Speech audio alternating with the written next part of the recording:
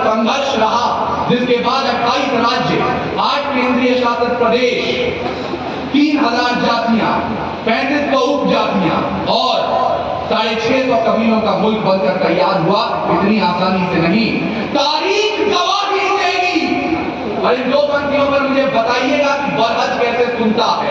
तारीख गवाही देगी, इस लाल हकीकत की, खनक खनक पे तलवारों की रणगान बनाया है। तारीख गवाही देगी, इस लाल हकीकत की, खनक खनक पे तलवारों की रणगान बनाया है।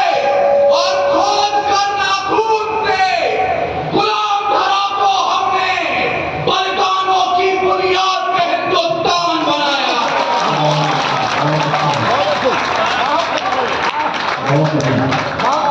और आपके हिंदुस्तान के बारे में तो मैं नहीं जानता, परंतु मैं उस हिंदुस्तान से ताल्लुक रखता हूं जहां अकबर की सेना का नेतृत्व राजा मान सिंह करते हैं, तो महाराणा प्रताप की सेना का नेतृत्व की जिम्मेदारी हाकिम खान। क्या बात है। तैयार है जो प्रेम का प्रस्ताव मेरे देश में, अभी आपने मोहब्बत सुनी है, तैयार है जो प्रेम का प्रस्ताव मेरे देश में, तो पग पग पे पौरुष पराग भी तैयार है। और प्रीत का जो गीत दिल के शीत के विपरीत है, तो रूप वाले रूप का वो राग भी तैयार है। गंगा के उपासक हम और सूरज के पुजारी भी, निर्मलता है नीर में, जलता भूभाग भी तैयार है। और देख सके तो देखे दुनिया, हिंदुस्तान की आंखों में पानी भी तैयार है और आग भी तैयार है।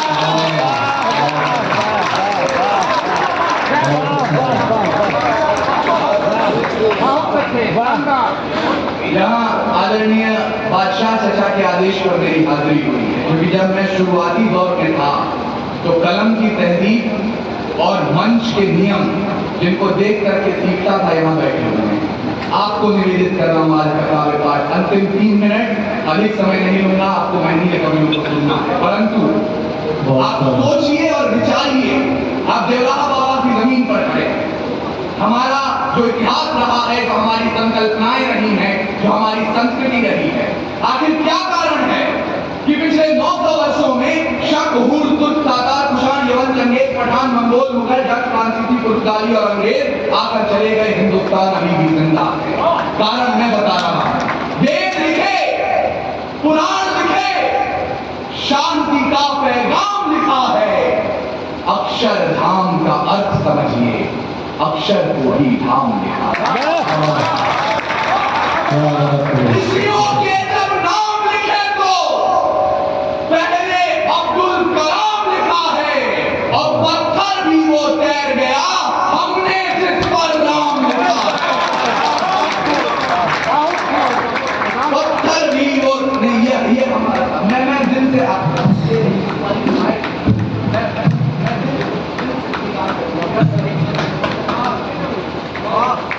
हमें स्वीकार करना है।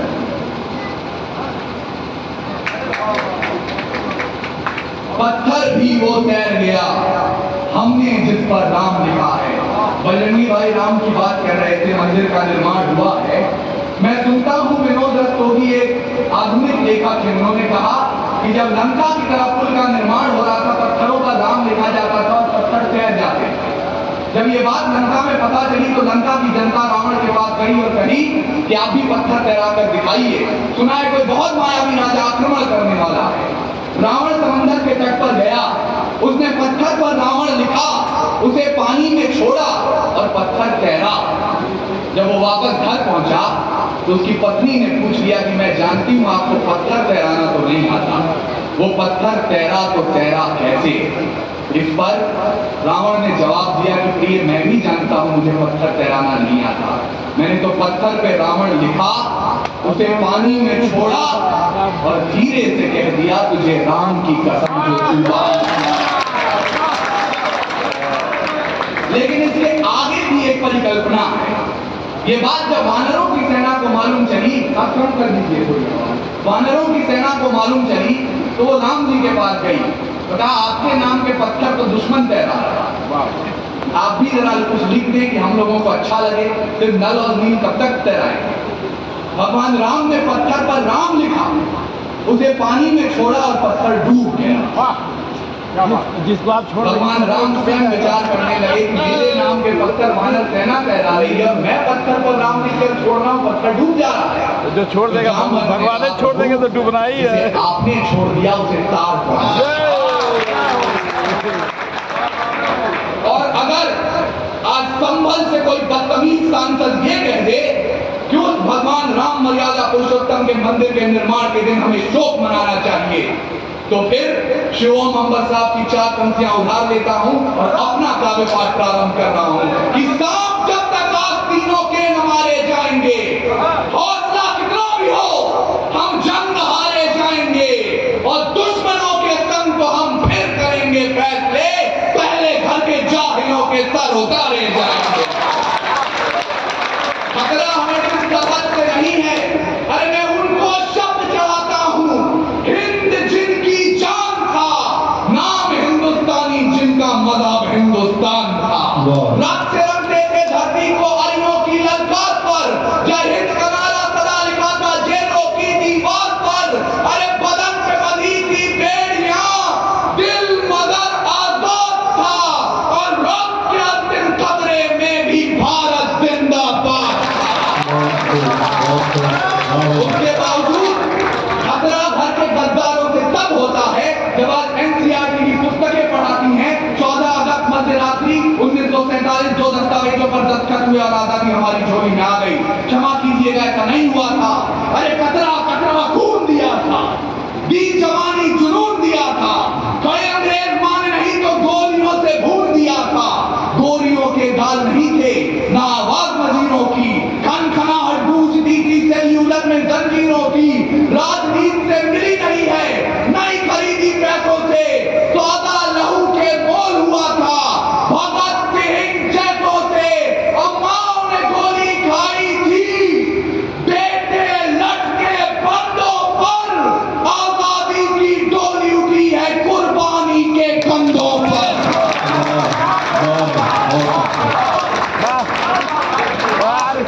लेकिन उन कुर्बानों के लिए हमने किया क्या पिछले 76 वर्षों में? जिन सीनों ने ये ना पूछा गोली का अंजाम क्या है, राम क्या, रहीम क्या, हिंदुत्व क्या, इस्लाम क्या है। सपना केवल एक देखा, मुस्कुराता सा परिवेश दिखे, वो देख सके ना इसे मगर आजाद भारत देश दिखे। अरे जिस बिस्मिल की गजल ने तिरंगा खौफ दिखाया है, उस बिस्मिल की बहन से हमने बर्तन तक मचवाया। ये परिस्थितियां हैं हमारे देश की, लेकिन घबराने की बात नहीं है। मैं आपको निराशा बांटने नहीं आया हूं। भूलिएगा मत कि जब पूरे विश्व को अक्षर ज्ञान को छोड़िए चिन्ह ज्ञान नहीं था, हमने 4 वेदों की रचना कर दी थी। इतिहास को याद कीजिए। इस मिट्टी की कोख से निकला एक पत्थर जिसे कोहिनूर कहते हैं, उसे खरीद सके इतनी हैसियत पूरी दुनिया की दौलत में नहीं थी। और तो और सिकंदर की शमशीर में इतना फौलाद नहीं था, उसके किसी भी सैनिक के पांव की इतनी औकात नहीं थी। इस मिट्टी के एक भी कण के माथे पर विराजमान हो जाए, तब जाकर अल्लामा इकबाल ने लिखा यूनान में रोमा सब मिट गए जहां से। कुछ बात तो है कि असली मिट्टी नहीं हमारी, सदियों रहा है दुश्मन दौरे जहां हमारा, सारे जहां से अच्छा हिंदुस्तान।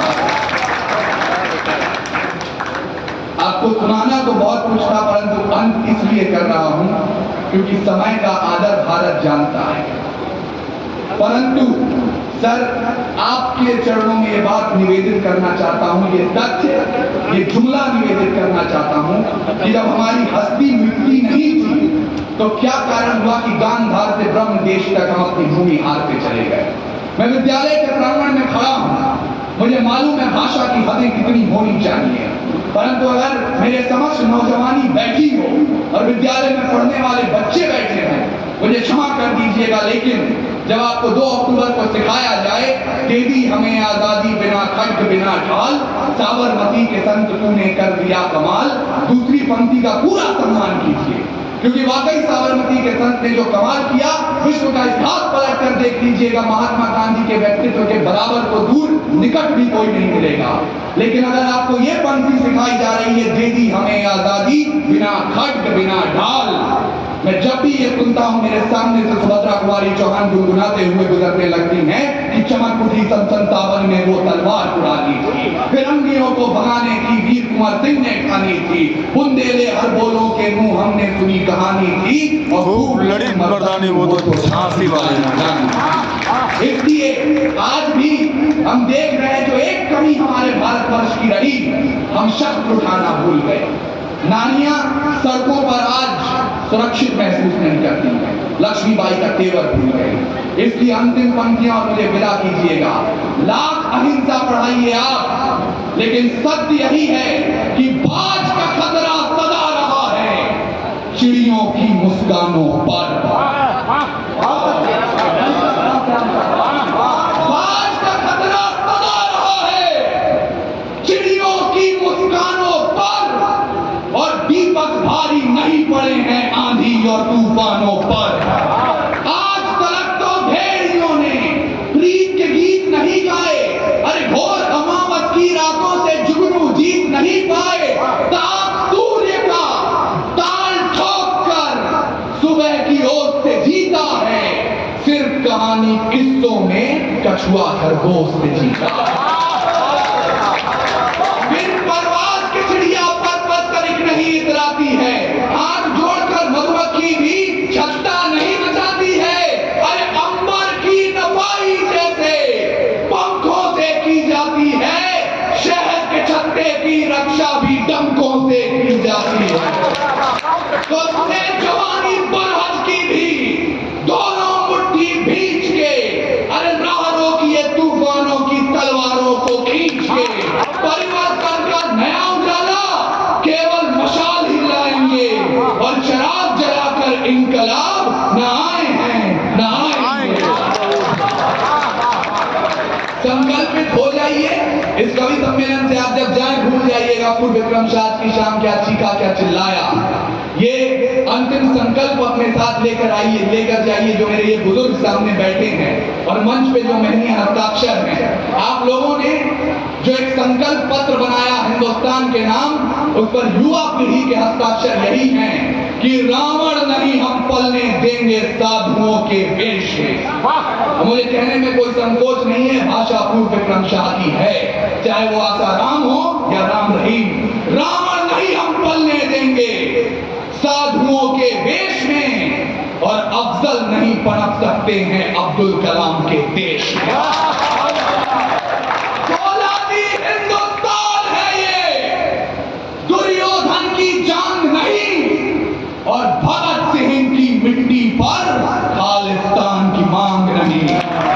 इतिहास पृष्ठ पर लिखे गए जो फिर वो पाप नहीं होंगे, 16 बार मोहम्मद गोरी हरगिज़ माफ नहीं होंगे, रण विजय के बाद विरण के वक्त नहीं अब छोड़ेंगे, कलिंग फतेह के बाद अशोक शस्त्र नहीं अब छोड़ेंगे, 57 के जीत की डोली झांसी रोकी जाएगी, अब के बाद भगत सिंह की फांसी रोकी जाएगी, और हिंदू मुस्लिम सिख ईसाई के शीश नहीं कटने देंगे, कसम तिरंगे की हमको फिर देश नहीं बढ़ने देंगे।